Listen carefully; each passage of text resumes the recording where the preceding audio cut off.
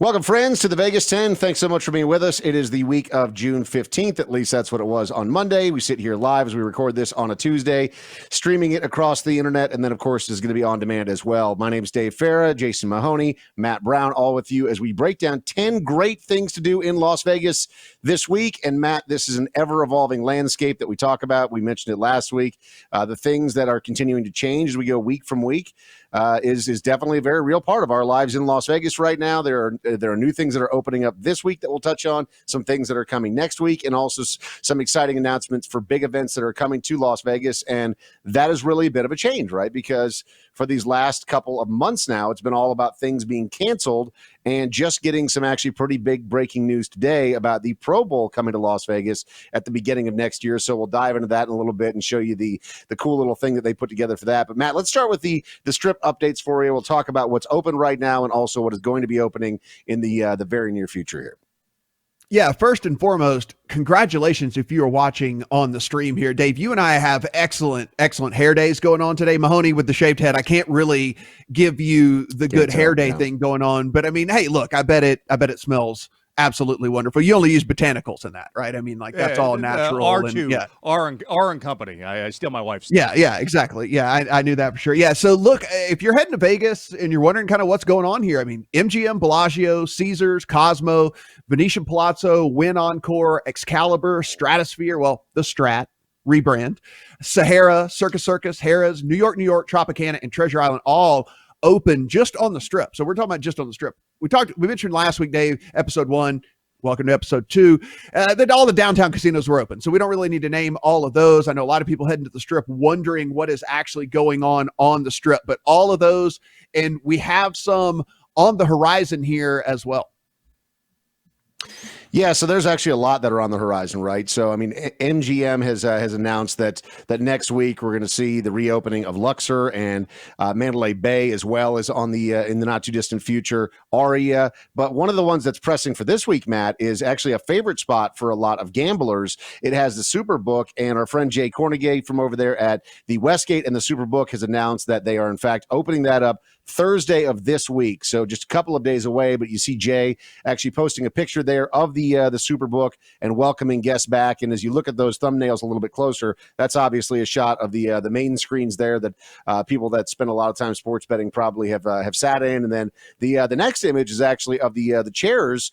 As you can see, they're spread out, so there is going to be social distancing in place and a little bit more room for you to stretch out. Obviously, that will limit the capacity a little bit, but as of Thursday this week, the Superbook and the Westgate are reopened. And one of the reasons that they decided that they were going to be a little bit slower with their opening is because the convention center is such a huge part of what the Westgate does. Mm-hmm. Convention center and convention business is not back yet.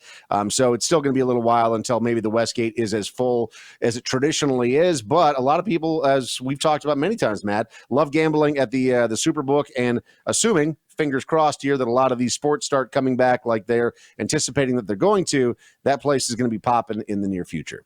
Yeah, no doubt about that, and has gone as far as to say that they are, now there's no proof to this. We're just going to say they are going to be the cleanest casino in Las Vegas. Now, we'll figure that out somewhere along the way, but that is one thing that they've said. As you mentioned, more on the way. Paris on June 18th as well.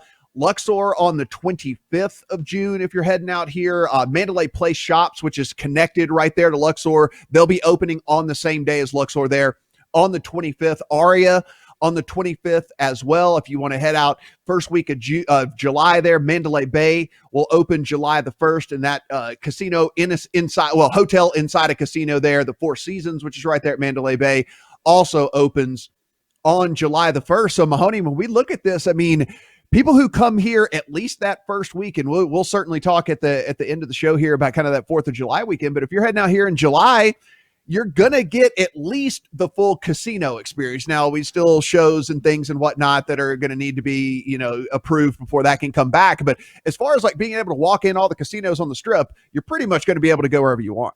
Yeah, it's great to see all these properties opening up and opening up a lot faster than what people had originally thought was going to happen. You know, there was talk that there were some of these casinos that weren't going to open until late 2021. So we've seen the demand in here in Las Vegas go up pretty quickly. Lots of people coming to town. It will be interesting to see about the shows, though. We've seen some talk from local magicians. Hans Klock, he said I can't perform in front of a audience of 20 people if everybody's going to be socially distancing. And also, you got to wonder about some of those cirque shows as well. I mean, the production cost on those is very high with the amount of actors, the amount of musicians, and the amount of athletes who are involved in that production. So will we see those back anytime soon? I hope so, but I think we're still a little ways off on that. One thing I've been curious about is if some of the demand that's been hyped has been overhyped. If they're saying, well, there's a lot more demand than we anticipated, and if that's truthful. But a couple of things that do stand out to me as very truthful things, and certainly that there appears to be a little bit of proof to it, is that the win and the encore. I don't know if you guys saw the pictures that were floating around. Mahoney, a friend of ours, Dana Rosali, posted it. She was down on the Strip this weekend, and you could see the number of rooms that were lit up at both the win and the encore, indicating, at least in theory, that there's humans staying in those rooms, right? Because they're not just turning the lights on. But then somebody else, it was reported this weekend that they actually went to the Motel 6, Bellagio. though, Dave. They keep the lights on. They'll leave the light on for it. Yeah. They do. But yeah, there was somebody that was saying that they went to the Bellagio this weekend and they went to the parking garage to park, and they actually got turned away because they were told that the casino was at capacity. So that's interesting to see as well. But if they're cranking these properties open, much like you just mentioned about these cirque shows and a lot of the productions in Las Vegas, it ain't cheap to open these hotels, and the last thing they want to be doing is losing money right now. So in the very near future, like we mentioned, Westgate is this week. Paris is coming next week. Following week, Paris is this week as well. And then Luxor, June 25th. Aria, June 25th. Mandalay Bay, July 1st. And then something else that just got announced. Yeah.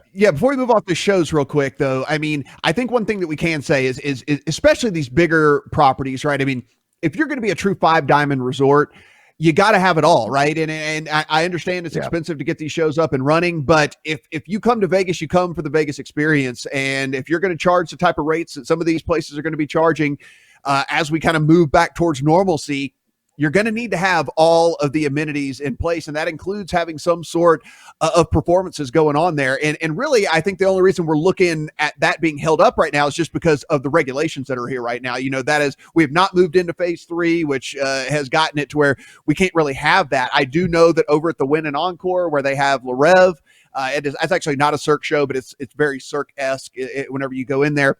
They've already made adjustments to that theater for like social distancing and stuff like that. So they're kind of ready to go whenever they're able to go. But right now it's just the foot's on the gas. I mean, the foot's on the brake, I should say. Right. Well, and we've seen that with Absinthe as well towards the end of this month. We don't know if it's going to happen for sure, but they at least have made some tickets available for prospective purchase. Mm-hmm. And it's same thing. It showed that the footprint has been changed there in that tent. And by the way, if you haven't seen Absinthe, it's my favorite show in all of Las Vegas. It's in that little circus tent outside of Caesar's Palace. But same thing, they've socially distanced the people within that tent. So it looks like that one may be coming back in the not too distant future. Chris joining us over on Facebook, he said getting back to it. And when we talk about getting back to it with the casinos and the shows, that's a big deal. But actually, I would call enormous news today coming out. The NFL announced that the Pro Bowl for 2021 is going to be in Las Vegas. So that's really not that far away in the grand scheme of things. And this is the first new event that we've heard about being in Las Vegas since all of this COVID stuff started. So obviously the draft was supposed to be here. It is going to be here, but not until 2022. The Pro Bowl is going to be here in 2021. Looks like the Super Bowl very likely 2025. But all of these big events are coming to Las Vegas, and the fact that we're getting an enormous event in Las Vegas from the NFL pretty much as soon as possible, right? Outside of course, all of the games that are supposed to be happening here is big news. And Mahoney, this got released today, so this is the hype video from the NFL announcing the Pro Bowl is coming to town. To light up the entertainment capital of the world. And now, it's about to get a whole lot brighter. You ready, Vegas?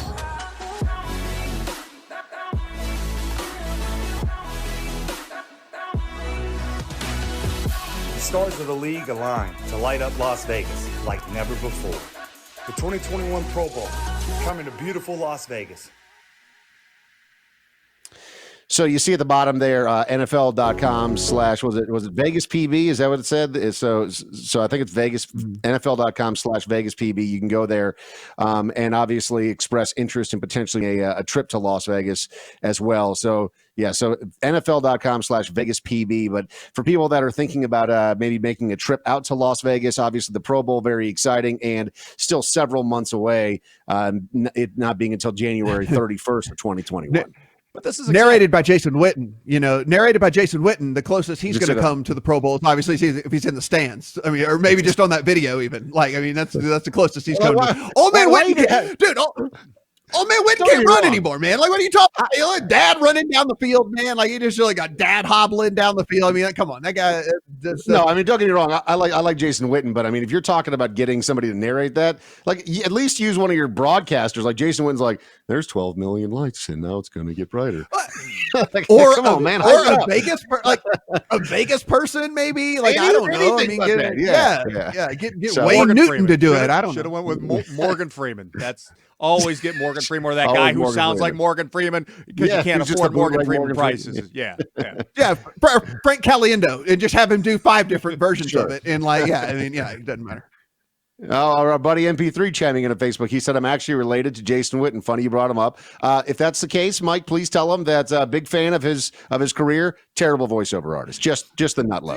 All right. and he's a dad runner. And he's a dad runner now. He runs like a dad. Not mad. Yeah. All right. So obviously that's exciting, right? So we finally have some news to share here that there's a new big event planned for Las Vegas, which is the first time in a long time we've been able to say that, which is very exciting. Also exciting for food aficionados, the buffet at the Wynn is going to reopen on Thursday. And Matt, you actually had a really interesting point in our show notes. Is a buffet if they just bring you the food at the table? Like, isn't that just a restaurant? I don't know the answer to that. Kinda, I guess. I mean, it's like an all-you-can-eat restaurant, I guess, right? I mean, like, that's basically what it comes down to. It's like an all-you-can-eat restaurant. But yeah, you're not going to be able to go up, and Mahoney alluded to this last week on the show, where he said you're not going to be able to go up and actually spoon the stuff yourself. We thought maybe you could go up there and someone else would spoon it for you. Now you don't have to worry about multiple people looking down on you. It's just your waiter or your waitress that's going to look down on you. Like, we were worried about having to go back to the same stations like multiple times and people looking at us and saying, oh man, what are you doing? What do you mean? Your third piece of cherry cobbler. Yeah, I mean, your third piece of cherry cobbler. I mean, like, well, you guys are seriously. But instead, it's just going to be one waiter or waitress is going to be looking very disapprovingly at you as you ask for your, fifth slice of whatever. Which we're used to anyhow when we order our 4th bottle of wine when there's only 3 people at dinner. So it's fine. It's fine.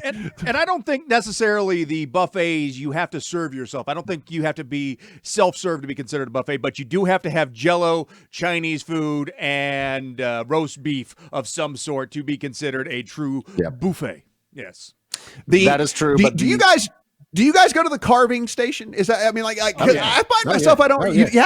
See, I don't know, man. You're missing out. And, what do you know if you're not going there?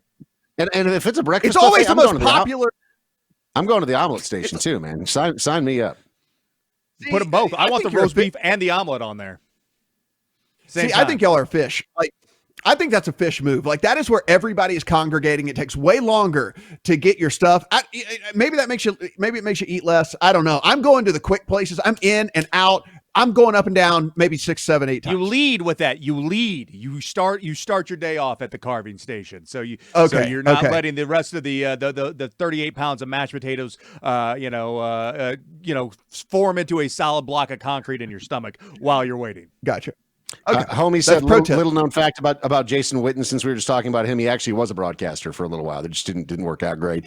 And Audrey, who is of course our co-host on the Dave Mahoney Morning Show, chiming in on the buffet etiquette. She said, I want my sushi and my fried chicken same plate. So no separating, just it's all going into the same trash compactors. Go ahead and just bring it on all at the same time. Fried they can't touch you. They can't touch you. Exactly. No touching. All right, so there we go. So we have the strip updates coming in at number 1. Number 2, of course, is what is still to come in the Pro Bowl coming to town. That's huge. Number 3, buffet at the Wynn. Continuing here with the Vegas 10. Number 4, the World Series of Poker is not dead. It's definitely postponed. But Matt, for people that are big fans of poker, this is interesting. Coming to town, the main event. There being thousands of people over at the Rio. It's a really, really big event for the city. They've shifted a lot of this online, but the official word right now is that the main event, as we know it, obviously, is not going to happen. And then the World Series that's supposed to be going on now actually is also not happening. But what is the word on this as we sit today? Yeah, I mean, today would be day 22, I think, of the World Series of Poker. So, but they are not saying that it's canceled yet. They are saying that it is postponed, that they optimally would like to try to run something in the fall. Now, are we going to get the full complement of events that we've come to know and love over the course of a summer? Probably not. Maybe it's some sort of condensed version if we get to a point where we can have that many people in a warehouse, one of these gigantic rooms again. I don't know if we're there by the fall, but maybe we are. I think they're just kind of holding out hope here that they're going to be able to get something done in the fall. In the meantime, they're going to move the series online. There will be a U.S. version. There'll also be an international version. The U.S. version going to take place on WSOP.com, the international version on ggpoker.com. So if you're overseas, you'll be able to do that. You'll actually be able to win bracelets at these events or whatever. Now, are they quite as prestigious as the ones that you get at the Rio? To be debated. I don't have to tell people where you got it. It's a World Series bracelet. It's just like the trainer for the... Yeah, you're wearing a Super Bowl ring. Like, don't worry if I was the punter or not. You shut up. I was the backup punter. Don't matter. I got a ring. Third string punter. That's right. So, speaking of the World Series of Poker, actually, interestingly, Matt, our buddy Scott Blumstein, who happened to win himself a little north of $8 million in the 2017 World Series of Poker main event, is actually chiming in on Facebook right now saying, I came for the buffet talk, but instead I'm sticking around for the Matt Brown golf picks. And then he said, oh, man, instead I'm getting reminded there's no WSOP right now. But the point is that there is, it's just a little bit shifted, right? So we'll continue to hold out hope. If I was a betting man, which I am, my guess is that it's probably pretty unlikely that we're going to see anything that resembles the normal World Series of Poker in Las Vegas this year.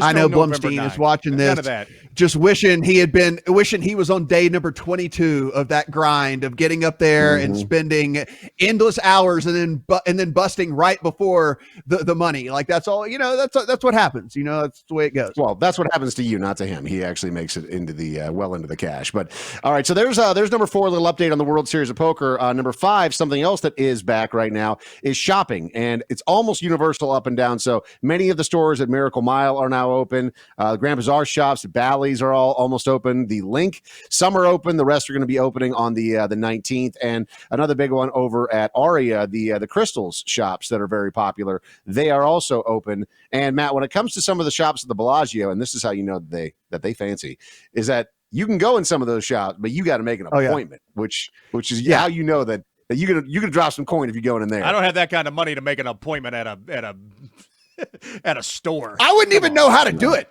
I wouldn't even know how to make an appointment at a shoe store. I mean, like, how does this even work? Is there like an open table for shoe shopping or something? And if there's not, don't steal our idea. That's our idea. We're all over that. Grand Canal shops over at Venetian Palazzo. That's those guys are open. The majority of the Caesars Forum shops are open over there as well. I mean, this is one of the things we talk about. Like, there's things to do in Vegas other than gambling. And one of the things that's really become hugely popular is when you come here is all of that like crazy shopping. I mean, it is like every store you could ever imagine is located in any of those. It's basically in those places that we just mentioned. And you will be able to find everything in the city. Yeah. Right. Yeah. I mean, like, you can find anything you would ever be looking for in any of those. I mean, just at the Forum shops over there alone, there's over 150 different stores and restaurants inside the Forum shops. And you get in the Forum shops, and I'm sure you guys have been there at least once. You get lost up in that mug, man. Oh, I've like, been lost you start walking around so many times. Oh, like you get back near the food court area, I have no idea where I'm going. No, I don't know. The exit I came in. This is where we live now. That's where we live. When they ask, do you live in a casino? Yes, I live in the Forum shops. So Help me. speaking of living in places, our buddy MP3 who works in the production business said he just got off of a Zoom meeting with the Knights production crew, because obviously there's a lot of talk this week about the NHL potentially rounding out their season in Las Vegas and it being one of two hub cities. And he said that it's crazy what's going to change as far as live production, not just the players, but they're actually talking about keeping the production staff housed in hotels as well. So they'll be restricting when they can leave. And even the people that are locals are going to be potentially living in those hotels just so they can contact trace and everything a lot more effectively. So good chance that that all of the East Coast teams going to be playing here. And the reason for that is obviously you want to flip them, right? So that way no one has a home ice advantage, if you will. So the teams that are the West Coast teams will actually be playing on the East Coast and then vice versa. So they won't actually be shooting Knights games. But, here in Las Vegas, there's going to be a lot of NHL action, as will be one of the hub cities, which is also something, I guess we shouldn't leave that out. That's also something very exciting, different because it's not like there's fans that are going to be in Las Vegas for these games unless something drastic changes. Official yet.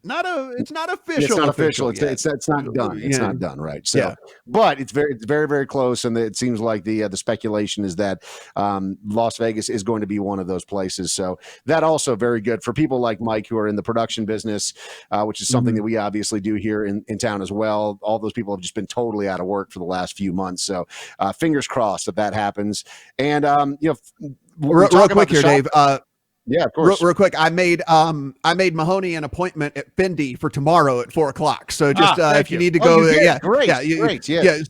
So you can by appointment only, but you can go into Fendi at 4:00 tomorrow. So I don't think they make belts in my size, unfortunately. I'm gonna have to get two, string them together like the seatbelt extender they have. Do I have to get? Yeah.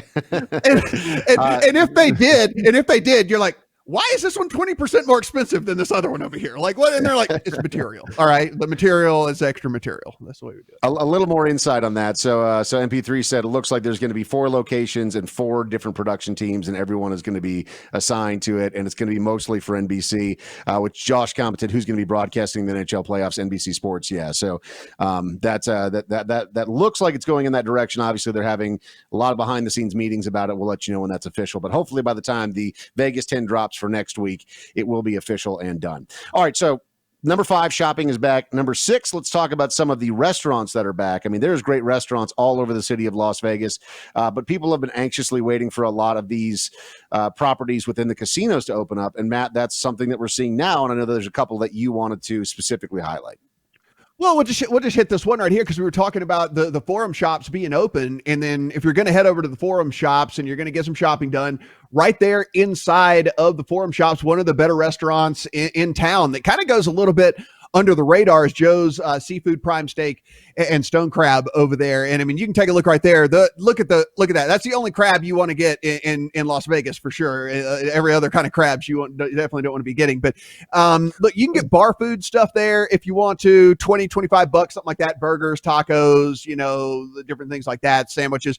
But like they got all the expensive fish if you're into that, the branzino, halibut, tuna, sea bass, all that stuff. That's going to run you like $30 to $50. If you want like the Dover sole, you can get that for like $50.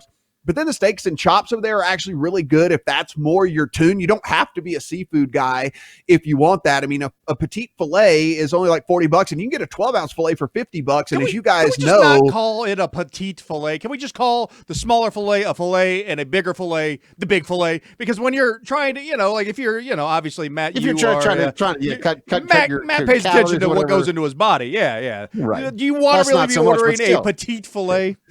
No, I've never ordered. I do it by the monetary thing because like I've never ordered the petite filet strictly because it's always only like a $10 or $12 difference. And like, I can't bring myself to say, bring me the petite filet because it makes me feel like I'm being cheap. And you get 3 ounces less it's like, why are those 3 ounces $12 more? But those first 6 ounces I've been with Dave. Like $55. I've been with Dave when he's ordered the petite filet before. Dave's a petite filet guy. How dare I've been you? with you. I've been with you. you before. I'm From telling here you, on out, I'm you've gonna done it. eat nothing but the biggest, fattiest tomahawk steak every time we go out, just to overcompensate. Not that I've ever done that John, before. you're gonna be like, I'll take the old 86er, actually, if you don't mind. But they got lamb chops over there. It's like $60 or whatever. But again, it's all about the crab, and that's really whenever you head over there, it's not going to be cheap. So just be a crab fan if you're gonna head over there. It's worth it though. You know, It's worth it. 65, 75, 95 if you want like the big large stone crab up there, about $95 for that type of order. And they of course have the gigantic Alaskan king crab as well, a pound for like $85, and you get a pound and a half that they all do it in a cluster and they shell it right there tableside for you. That's going to run you about $130. But Mahoney, as you mentioned, it is like, yeah, it's expensive, but if you are a crab person, it is really, really just right up there And at the it's very super top fresh. here in You're town. thinking seafood. I mean, that's one of the things that everybody kind of like, well, you're in a desert. Where do you get the this fresh fish? Well, we're a 35, 45-minute plane ride from Los Angeles, which gets some of the freshest fish in the world shipped in on a daily basis. So all the stuff that's coming to Las Vegas is absolutely amazing. But can we just one other thing? If I could just pick at something, can we stop with the market price? Just put, if you're putting out a new menu every day, which a lot of these restaurants are right now, especially with COVID, they don't want, which I appreciate. Can we just continue to keep this going? I know it's not quite as eco-friendly, but like menus are kind of gross, but just print out the price of the crab legs or the crab on there and don't put market price and make me ask and then say, oh no, that's too expensive. That's too expensive. Well, and Dave, Yeah, if they do the digital, of it. and if they do the digital thing now, there's no reason to write market price, right? I mean, it's like you just change it. Like you can change it in the damn thing. It actually happened the weekend before last. Matt and I went out to T-Bones, which is at Red Rock, and it was, you just scan one of those QR codes, and not where you have to download some app or anything. You literally just hold your camera over this little QR code, and then the entire menu just populates right on your phone. I'm all about that for everything going forward. I mean, that's just the easiest thing that you can possibly use. So hopefully more of that. So that comes in at number 6, Restaurant Spotlight, Joe Seafood, Prime Steak, and Stone Crab over at the Forum Shops. Definitely some quality food over there. Coming in at number 7, how about this one? It's Blazing Paddles. So they're actually a local company. And when we were doing the show last week, they hit us up. They're like, hey, man, we actually do some really cool stuff. So I started digging around and checking it out. And yeah, so if you're coming to Las Vegas and you want to do something that's outdoorsy, obviously you see here they're doing kayak tours, and our buddy Ryan, who works over there, said bighorn sheep, and obviously you get out and do a little swimming and everything else.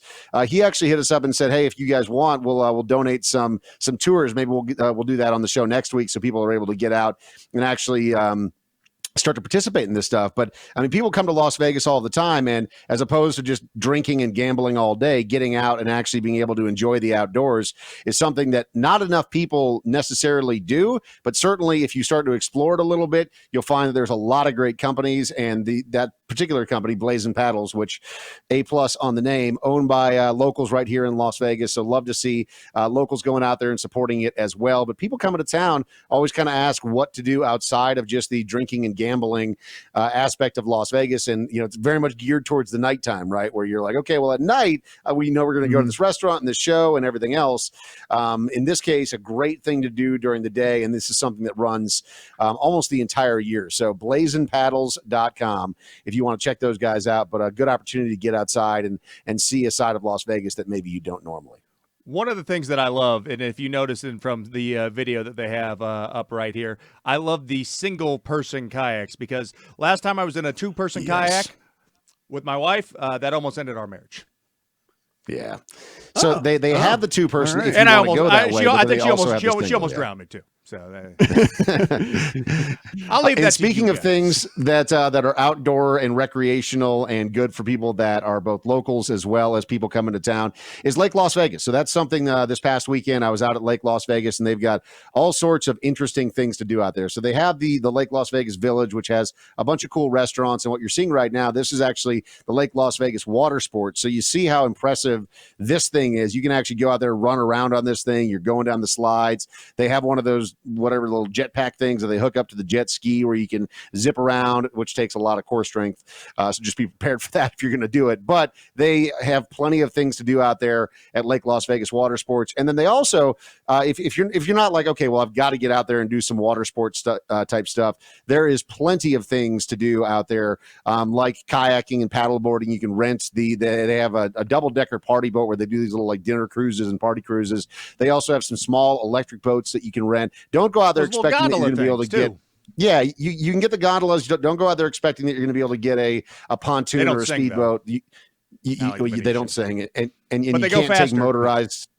Yeah, I mean they're all right. You can't take motorized boats out on Lake Las Vegas, but one thing that we really enjoy doing is they have a couple of hotels out there, and the Westin specifically has a really great pool. So if you stay at the Westin, they have a bunch of cabanas that you can rent, and the pool this past weekend at least, there's a lot of people that were out there enjoying that. There's some cool restaurants, and one thing on the horizon, if you're thinking about planning it now, it's just a couple of weeks away. At least as of right now, it's on the books. The 4th of July is coming up, and on the 4th of July, they have a wine dinner with a celebrity chef, along with fireworks that are going to be happening out there at Lake Las Vegas. So, we're a couple of weeks removed still from the 4th of July, but if you're making plans now, maybe something nice to put on the docket to enjoy a nice evening out at Lake Las Vegas. Yeah. Spill the beans, dude. How did the obstacle course go? I mean, come on. Were you good at this? Were you way worse than you thought? I mean, come on. Let us know.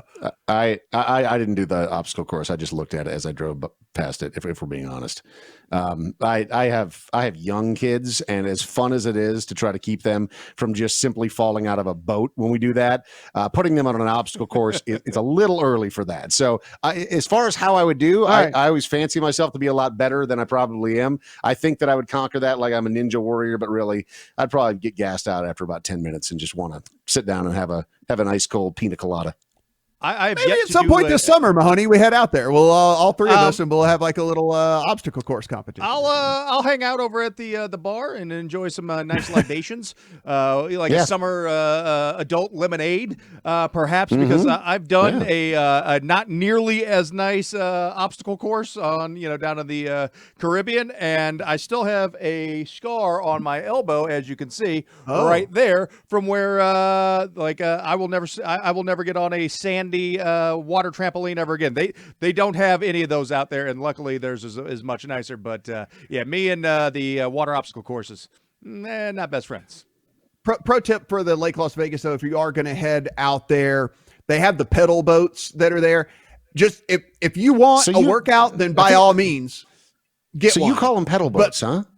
Paddle boats. So I've always called them paddle boats, and it's a paddle because you're paddling. No, it's a pedal because you're pedaling. See, I've always called it pedal boats because there's a paddle in the back. You're pedaling the paddle. Yeah. You're pedaling the paddle. It's not like you call a bike pedal boat. It's not like you call a bike a pedal. You're pedaling a bike, but I mean, you're moving the bicycle, just like you're moving it's a paddle boat. He's Googling this right now. All right. So while you look that up, I think that's a Southern thing. It's a pedal boat for sure. I just looked it up. I just looked it up. It's definitely a pedal boat. No, I'm looking it up right now. But anyway, it says paddle boat. Yeah. But if you're going to do that, like if you want to work out, by all means, like do that. But just know it's a workout. Like you get out there and like getting back you will have felt like you did something. So just make sure you're not kind of like minimally hungover when you're doing that, because that's a hell of a jaunt back. That's for sure. See, I think he's confusing it with a paddle board. That's a paddle board. Yeah, there's a paddle board. Yes. But the flyboard experience. That's what I was trying to find the word for earlier. That also takes a good amount of core strength. That's the instructor always makes it look super easy and super. He does fun. like backflips and he's cool. Looks cool as hell. Everybody's clapping, and then you get on there and you face plant. Like he's a goddamn superhero or something. Yeah. I know. We were out there one time in the evening, and what was pretty cool is they actually hooked one of those dudes up, and they put a bunch of Christmas lights on him, or at least looked like Christmas lights. And so he was sitting here doing it at night, and he's doing it right in front of like the hotels out there, so people could go out on the patios and just have some drinks and watch him. But he's sitting there doing all these flips and flying all over the place at night with the lights on, and it really did. It was very reminiscent of what a superhero would look like. And there's always little kids out there swearing that Iron Man's flying around Lake Las Vegas, and we didn't ruin it for them. But that Lake Las Vegas is a great time. So number 8, going back to the heart of things in Las Vegas, number 9, and this is actually a pretty big deal.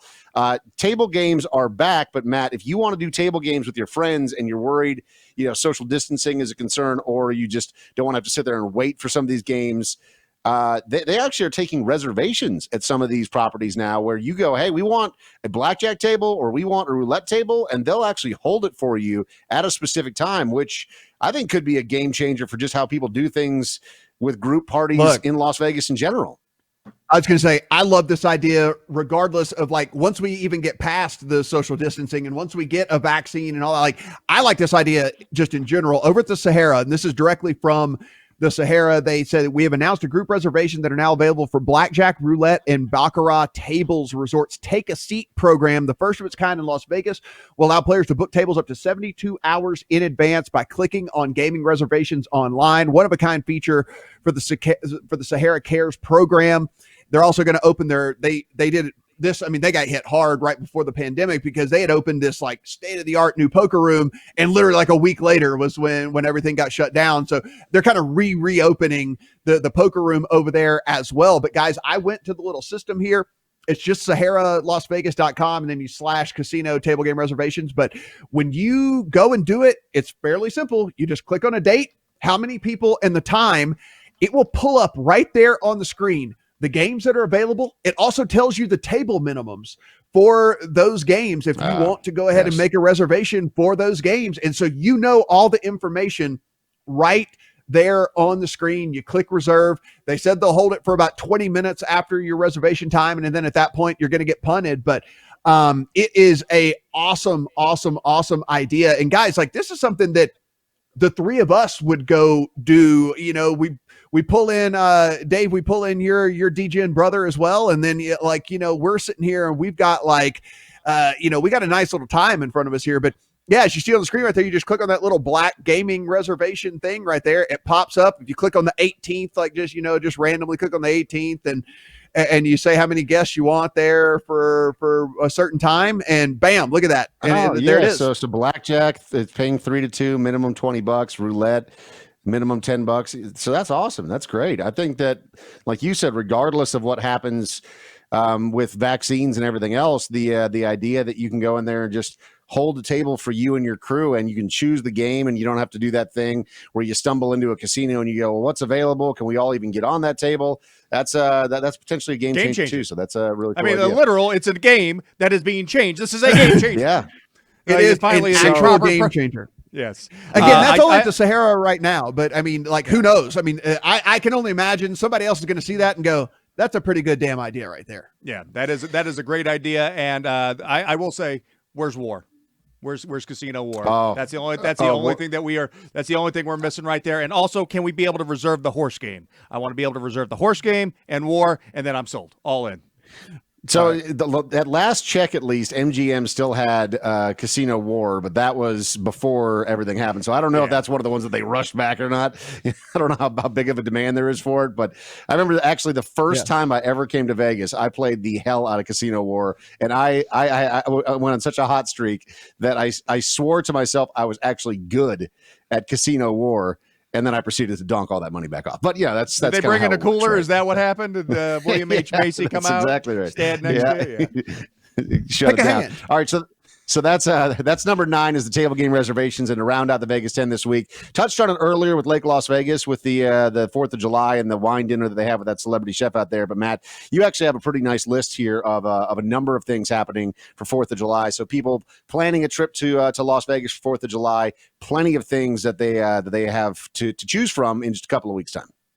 Yeah, I mean, we wanted to just kind of highlight here that, look, Vegas is on the comeback here, but you're still able to take advantage of getting some really good deals here. And if you just pop open just Expedia right now and you put in kind of that 3rd to 5th, over the 4th of July weekend, which we know typically is really, really, really expensive, on the strip, in the $125 to $150-ish range, Treasure Island, Sahara, Planet Hollywood, Paris, Flamingo, Bally's, Link, Luxor, Excalibur, Harrah's.